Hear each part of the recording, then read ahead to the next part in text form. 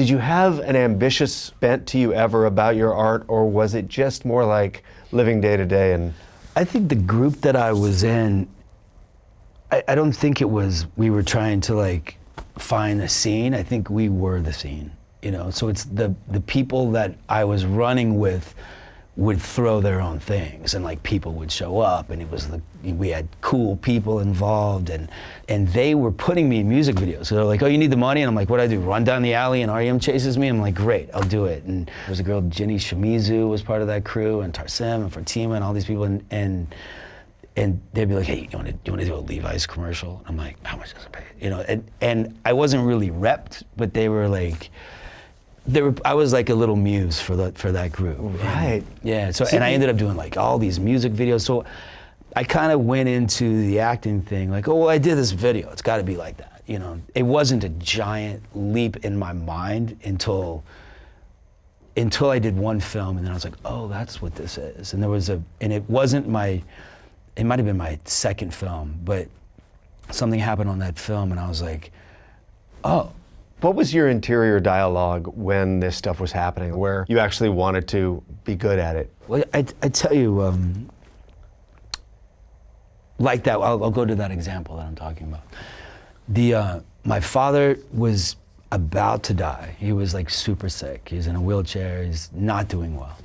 And there was a scene in this movie, it was called Floating. And there's a scene where my dad's in a wheelchair, a friend of mine dies, all this crap happens to me, and the dad is like, it's all his friends are at that age where they're going off, they're going to college, and they're starting their lives, and I'm stuck with dad. And it's like a guilt thing, and it's all this, and the dad, all this stuff happens to me, and the dad kind of wheels himself over, and he kind of gets up out of the chair, and he gives me a hug, and it's a big deal to those two people, right? And the director comes, I don't really know what I'm doing. And the director... This is like your second film ever? Yeah, yeah. Okay. And the director comes over and he's like, how do you want to prepare to do this scene? And I'm like, well, what are my options? Like, what do people do? You had no idea. No.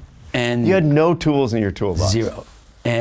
But I had life experience, which is a big part of it. But right. But I didn't know how to get from here to there. And he's like, well, how do you want to do this? And I said, you know what? Can you give me a cell phone and just give me 5 minutes? And he's like, sure. So I go in this little room and I call my dad. You know, my dad was having a hard time understanding him, and it was a thing. And then I hung up the phone, he brought me out, and we did the scene, and I cried so much that so much snot came out of my nose the first time that we had to do it again. And I begged them to use the snot take, but they didn't. And then we did the scene, and then we broke for lunch, and we're shooting up in Maine, and we would have lunch in this big tent with heaters, and it was cold. And instead of going to lunch, I went to my little tiny trailer thingy, and then when lunch was over, a grip came up, and he was knocked in, and he was like, look, I know you've never done really this before. He goes, but I want to tell you, he's like, nobody spoke during lunch. Everyone kind of sat there. And I was like, oh, that's what this is. I was like, it got real for me. That was like my breaking moment. I had a whole respect for it after that. Hey folks, thanks for watching. If you liked what you just saw, then why not subscribe? Click right here for lots more off camera. And if you want to see the hour-long version of these conversations, I'm going to give you the secret link. Here it is, offcamera.com. Check it out.